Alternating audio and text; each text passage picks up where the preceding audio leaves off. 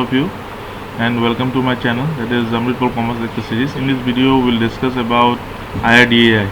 This video will be in both Assamese as well as in English.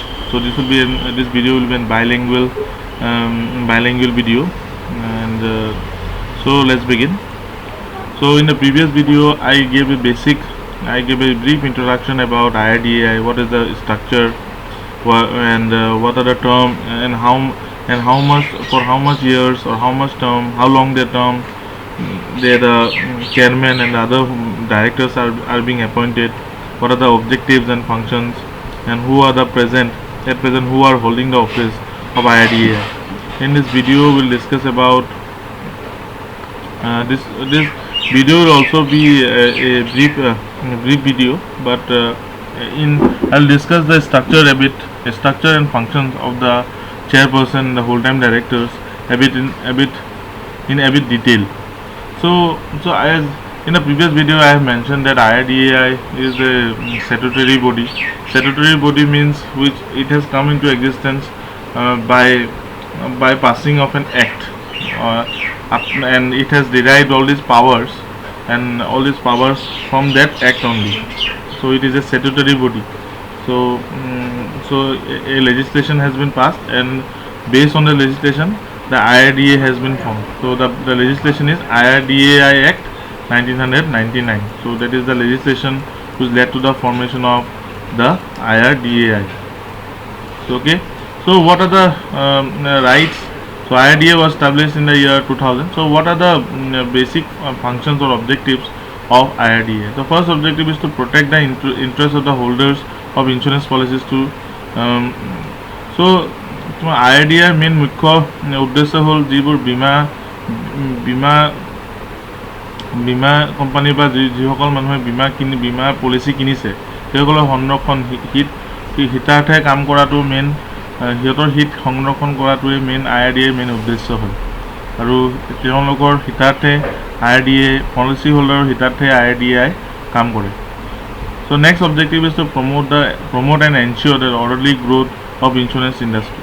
So insurance industry to bahibole ki lagibo notun policy, bahut bhal policy, the policy bur bahut kom premium ot pabo lagibo, basic ke besi that policy company jate private hok ba sorkari hok ba besorkari hok sobe jate policy company থাকে আৰু policy company বিলাকে যিবোৰ কোম্পানীয়ে ইনস্যুৰেন্স ইন্ডাস্ট্ৰিত আছে সিহঁতে যাতে কম প্ৰিমিয়ামত বহুত ভাল পলিচি হেৰি কৰে।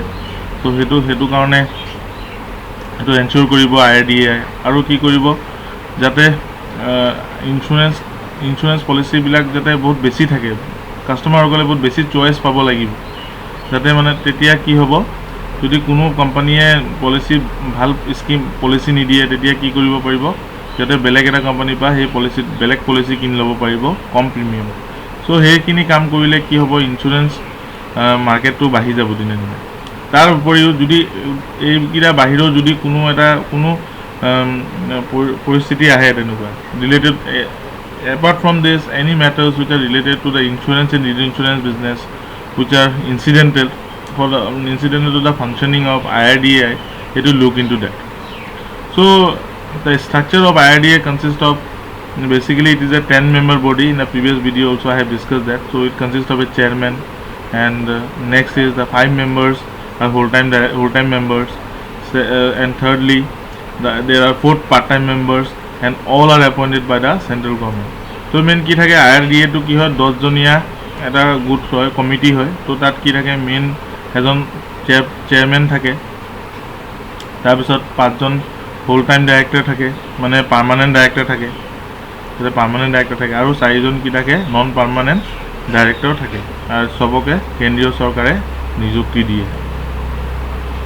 সো কেন্দ্ৰীয় চৰকাৰে কেনেকুৱা মানুহক নিযুক্তি দিয়ে, প্ৰথম যিসকল মানুহক নিযুক্তি দিব সেইসকল মানুহে কি হ'ব লাগিব, তেওঁলোকৰ কৰ্মদক্ষতা থাকিব লাগিব, বা they have to have the ability, প্ৰথমটো সেইটো। তাৰপিছত কি হ'ব, সৎ হ'ব লাগিব, যে সিহঁতে এনেকুৱা কোনো আগত কোনোবা তেনেকুৱা পইচা বেমেজালিত জড়িত হৈ থকা মানুহ নহ'ব লাগিব। তো সিহঁতৰ মানে অনেষ্ট হ'ব লাগিব প্ৰথম কথা। তাৰপিছত কি হ'ব লাগিব, সিহঁতৰ নলেজ, সিহঁতৰ জ্ঞান আৰু অভিজ্ঞতা থাকিব লাগিব, ইঞ্চুৰেঞ্চ এইবোৰ বিষয়ে সিহঁতৰ গভীৰ জ্ঞান আৰু অভিজ্ঞতা থাকিব লাগিব। So the person who are appointed by the central government should have the ability. So that the ability means should have the capacity to perform or to handle the insurance and the matters related to the insurance business. Then may have the integrity, means they must be honest. They must not be involved in any embezzlement or they must not be involved in any embezzlement or any corruption related activities, and they must have the knowledge and experience related to the insurance business. So what are the disciplines what are the disciplines or what are the domain in which they must have possessed the knowledge? First is they must have the knowledge related to the life insurance business, general insurance business, the actuarial science, finance, economics, law, accountancy, administration, or any other discipline which would be in the opinion of the central government be useful to the authority. মানে কি হ'ব লাগিব, তেওঁলোকৰ জীৱন বীমা, general insurance, actuarial science, finance, economics, law, accountancy, administration, এইবোৰ যিবোৰ হেৰি আছে, এইবোৰ বিষয়ে সিহঁতৰ জ্ঞান থাকিব লাগিব বা জ্ঞান আৰু অভিজ্ঞতা থাকিব লাগিব। তেতিয়াহে IRDAI সিহঁতে কেন্দ্ৰ চৰকাৰে নিযুক্তি দিব। বা তাৰ উপৰিও যদি কোনো কেন্দ্ৰীয় চৰকাৰে ভাবে তাৰ উপৰিও কোনো ইয়াৰ বাহিৰেও কোনো যদি কোনো বেলেগ ডমেইনৰ অভিজ্ঞতা বা জ্ঞান থকা মানুহক লাগে, তেতিয়া টাইম টু টাইম চেণ্ট্ৰেল গভৰ্ণমেণ্টে এপইণ্টমেণ্ট দিব পাৰে। ইয়াৰ বাহিৰেও যদি ইয়াৰ এইখিনি ডমেইনৰ বাহিৰেও যদি চেণ্ট্ৰেল গভৰ্ণমেণ্টে ভাবে বেলেগ ডমেইনৰ মানুহ ল'লে ভাল হ'ব, তেতিয়াও চেণ্ট্ৰেল গভৰ্ণমেণ্টে ল'ব পাৰে। ঠিক আছে। চ' চেয়াৰপাৰ্চনৰ কাম কি? চেয়াৰপাৰ্চন যিবোৰ থাকে সিহঁতৰ তাৰ কাম হ'ল, তাৰ পাৱাৰ থাকিব কি, তাৰ IRDA যিটো কমিটি আছে বা IRDA যিটো হেৰি আছে, সেইটো চোৱা চিতাৰ দায়িত্ব থাকিব চেয়াৰমেনৰ। আৰু কেনেকৈ চলাই নিব, কি ৰুলছ ৰেগুলেশ্যন ফ্ৰেম কৰিব, সেইখিনি দায়িত্ব চেয়াৰমেনৰ হয়। যিজন চেয়াৰমেন থাকে তেওঁ দায়িত্বত আহে। চ' চেয়াৰমেন আৰু যিটো হোল টাইম ডাইৰেক্টৰ আছে, সিহঁতৰ কাৰ্যকালটো কিমান থাকিব? 5 বছৰ। So' the chairman and the whole time director will hold the office for an 5 years time. So যি তাৰিখৰ পৰা সিহঁতে হেৰিত সোমাব, মানে কাৰ্যকাল আৰম্ভ কৰিব বা সিহঁতে কাম আৰম্ভ কৰিব, সেই ডেটৰ পৰা 5 বছৰ সিহঁতৰ কাৰ্যকাল থাকিব। আৰু যদি চেণ্ট্ৰেল গভৰ্ণমেণ্টে ভাবে, কেন্দ্ৰীয় চৰকাৰে ভাবে যে সিহঁতে আকৌ পুনৰাই সিহঁতে নিযুক্তি দিলে ভাল হ'ব, তেতিয়া আকৌ পুনৰাই সিহঁতক নিযুক্তি দিব পাৰে। চ' চেণ্ট্ৰেল গভৰ্ণমেণ্টে যদি ভাবে যে সিহঁতে চেণ্ট্ৰেল গভৰ্ণমেণ্টে যদি ভাবে সিহঁতে ভালকৈ কাম কৰা নাই বা সিহঁতৰ মানে কিবা তেনেকুৱা কাম কৰিছে যিখিনি মানে বীমা পলিচি হোল্ডাৰৰ হিতাৰ্থে নহয়, তেতিয়াহ'লে কি কৰিব, সিহঁতৰ চাকৰিৰ পৰা বৰখাস্ত কৰিব পাৰে। চ' আমি এতিয়া চাম যে কি কাৰণত সিহঁতৰ পৰা IRDA পৰা বৰখাস্ত কৰিব পাৰে। প্ৰথমটো হ'ল পাৰ্চনেল ইনচলভেঞ্চি, মানে তেওঁলোকে যিজন মানুহখিনিক ডাইৰেক্টৰখিনিক এপইণ্ট কৰিছে বা চেয়াৰমেন এপইণ্ট কৰিছে, তেওঁ যদি নিজে দেউলীয়া হৈ যায় বা তেতিয়া কি হ'ব,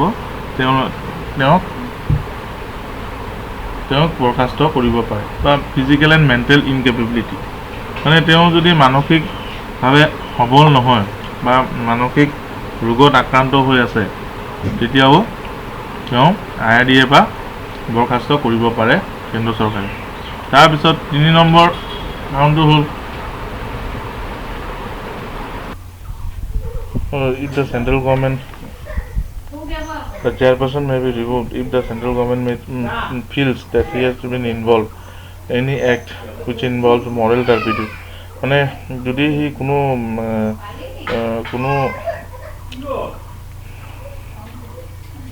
কেন্দ্ৰ চৰকাৰে কোনো সদস্য কমিটিৰ পৰা আঁতৰাব পাৰে বা বৰখাস্ত কৰিব পাৰে যদি কেন্দ্ৰ চৰকাৰে ভাবে যে তেওঁ কোনো অপকৰ্মত লিপ্ত হৈ আছে আৰু তেওঁ অপকৰ্মত লিপ্ত হৈ থকা ফলত তেওঁ সেইটো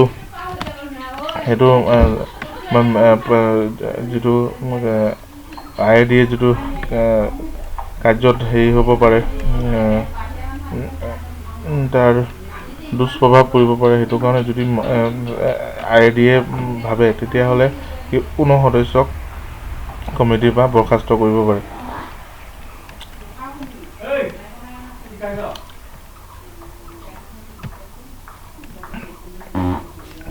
আৰু তাৰ চতুৰ্থ কাৰণ হ'ল যদি সি কোনো বেলেগ এটা কোম্পানী কিবা ফাইনেন্সিয়েল বা কিবা তেনেকুৱা কিবা তেওঁ স্বাৰ্থ জড়িত হৈ আছে কোনো এটা বেলেগ কোম্পানীত বা তাৰ নিজৰ কোম্পানী আছে, যোনখিনি ইঞ্চুৰেঞ্চ বিজনেছত আছে বা আৰু তাৰ মালিকানা অধিকাৰ আছে আৰু তাৰ লগত তাৰ স্বাৰ্থ জড়িত হৈ আছে, তেতিয়াও সি সদস্য হিচাপে IRDA সদস্য হিচাপে কাৰ্য কৰিব নোৱাৰে।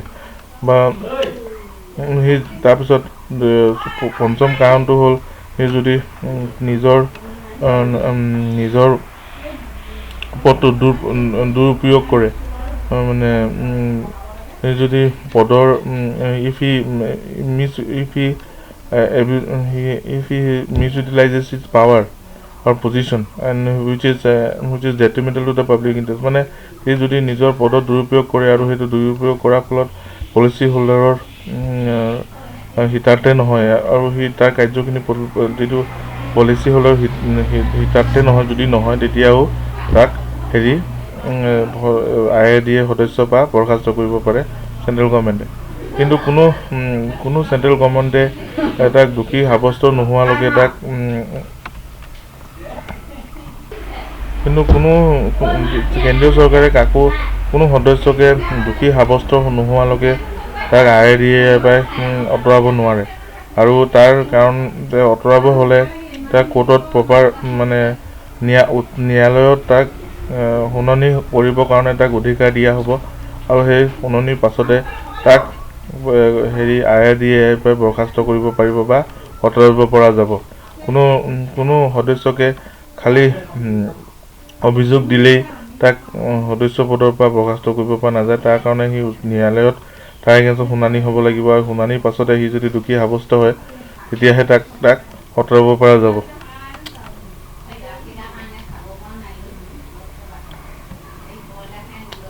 তো কি কৈছে যে এইটো নেক্সট সেই পইণ্টত কি কৈছে যে অথৰিটিয়ে কি কৰিব, টাইম টু টাইম সিহঁতে মিটিং কণ্ডাক্ট কৰিব আৰু মিটিং কণ্ডাক্ট কৰিবৰ কাৰণে কি ৰুলছ ৰেগুলেশ্যনছ আৰু কেনেকৈ সিহঁতে কণ্ডাক্ট কৰিব সেইটো ধাৰ্য কৰিব IRDA। আৰু কি কৰিব লাগিব, মিটিংটো মানে সফল হ'বৰ কাৰণে কিমান minimum number of member present হ'ব লাগিব, 10জনৰ ভিতৰত কিমান মানুহ 2/3 মানুহ প্ৰেজেণ্ট হ'লে তাক ফ'ৰাম মানে ভেলিড মিটিং বুলি ধৰা হয়। 2/3 বুলি ক'লে আপোনাৰ মিনিমাম 6জন হ'ব লাগিব, তেতিয়াহে এইটো ভেলিড মিটিং বুলি ধৰা হ'ব। তো কি কৰিব, চেয়াৰমেনে যদি কোনো মিটিঙত উপস্থিত থাকিব নোৱাৰে তেতিয়া তেওঁ কোনো বেলেগ এজন সদস্যক কি কৰিব পাৰে, চেয়াৰমেনৰ হিচাপে কামটো চলাই নিবলৈ তেওঁক চাৰ্জটো দি যাব পাৰে বা তেওঁক দায়িত্ব দি যাব পাৰে। এণ্ড যিজন মানুহে দায়িত্ব দিয়া হ'ব তেওঁ মিটিংটো চলাই নিব পাৰিব। আৰু যিখিনি যিখিনি প্ৰস্তাৱ আহিব সেই প্ৰস্তাৱখিনি গ্ৰহণ কৰিবৰ কাৰণে ভোটৰ মাধ্যমে বা নিৰ্বাচনৰ মাধ্যমেহে সেইটো প্ৰস্তাৱটো গ্ৰহণ কৰা হ'ব। আৰু যিখিনি মানুহে প্ৰেজেণ্ট থাকিব সেইখিনি মানুহে যিখিনি সদস্যই মানে সেই মিটিংখনত প্ৰেজেণ্ট থাকিব সেই মানুহখিনিয়ে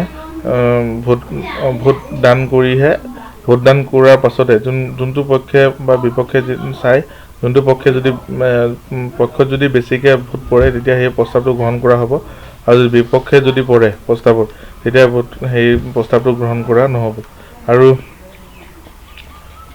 তো চেয়াৰপাৰ্চন থাকিব তেওঁ, আৰু যদি কোনো কিবা কাৰণত যদি প্ৰস্তাৱৰ পক্ষ আৰু বিপক্ষে যদি সমান ভোট পৰে তেতিয়া কি কৰিব, চেয়াৰমেনে আকৌ এবাৰ তেওঁ ভোট দিবৰ কাৰণে তেওঁ অধিকাৰ পাব। মানে যদি চেয়াৰমেনে বিচাৰে যে প্ৰস্তাৱটো গ্ৰহণ কৰিব লাগে, তেওঁ নিজৰ আৰু এবাৰ ভোট দিবৰ কাৰণে তেওঁ অধিকাৰ পাব।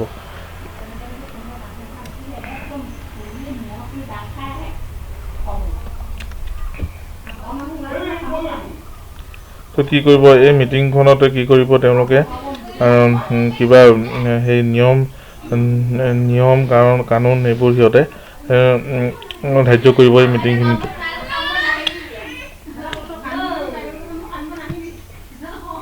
Thank U. এই ভিডিঅ'ত আমি ৰুলছ কেনেকৈ আপোনাৰ সেইখিনি সদস্যসকলে বা কি কাৰণত তেওঁলোকক এপইণ্ট কি স্থিতি চাই সিহঁতক এপইণ্ট কৰা হয় বা কি কাৰণত সিহঁতক সদস্য পদৰ পৰা বৰ্খাস্ত কৰিব পৰা যায়, এইখিনি আমি চালোঁ। আগন্তুক ভিডিঅ'খিনিত আমি সেই IRD সম্বন্ধে বেলেগখিনি তথ্য আমি জানিম। চ' থেংক ইউ, ধন্যবাদ, থেংক ইউ ভেৰি মাছ।